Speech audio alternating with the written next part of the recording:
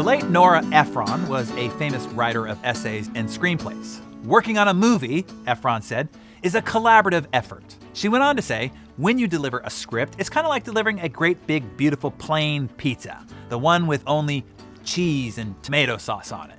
And then when you give it to the director and the director says, oh, I love pizza, I am willing to commit to this pizza, but I really think this pizza should have mushrooms on it. And you say, mushrooms, of course, that's a good idea. Why didn't I think of that? Let's put some on immediately. Next, somebody else comes along and suggests green peppers are just what your pizza needs. You question that idea, but you want them to feel included in the process, so you allow green peppers to be put on your pizza. Then along comes someone who suggests anchovies. That creates a heated debate. To settle it, you compromise with only using half the amount of anchovies that they suggested. And this continues. What you end up with is a pizza with most everything on it, and it's a bad tasting pizza. Movie, product, project, campaign, website, brochure, mission statement, presentation, etc. Collaboration is great. It draws the genius of good ideas out from several sources and gets them onto the table. But then, here's the key point, someone needs to come in and take command. A single ultimate decider, an artist, a leader with a clear vision and a strong compass. That was the difference between Sony and Apple.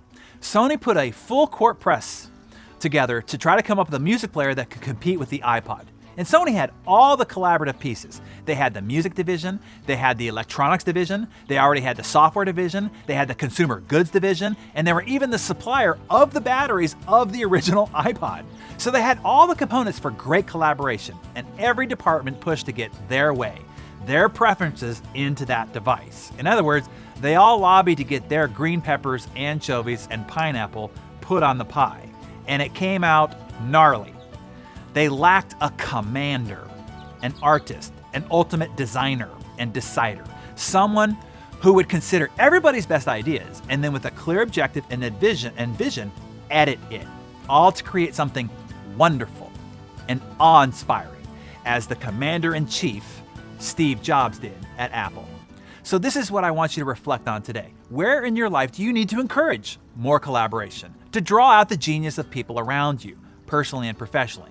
And then secondly, where do you need to just decide and not worry if everybody gets their green peppers and anchovies added to your creative pie?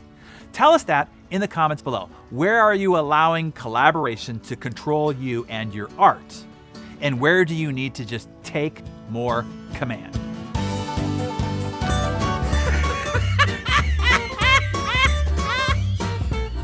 Happy Friday, my Darren Daily friends.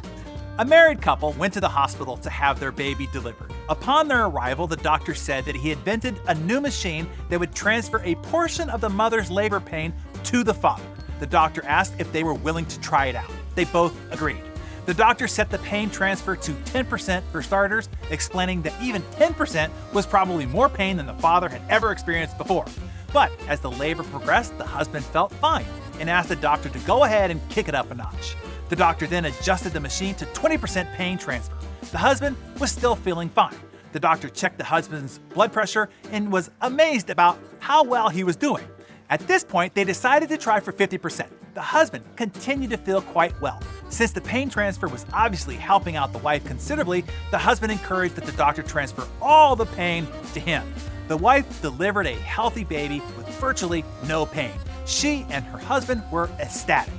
But when they got home, the mailman was dead on the porch. Okay, this one was sent in by Darren Daily member Terry Koch. Three buddies are about to tee off on the first hole when an elderly man approaches with his clubs behind him. He explains that the starter assigned him to join their group to make it a foursome. At the 8th hole, a funeral procession drives past the course. The elderly man stops, stands at attention, removes his cap, and holds it over his heart. The three buddies look on and are impressed. Later on, they approach the 17th tee. The funeral procession again moves past, going in the other direction, and again the elderly man stands at attention, removes his cap, holds it over his heart. After putting out on the 18th hole, the three buddies tell the gentleman how impressed they were about how he showed such respect for the deceased.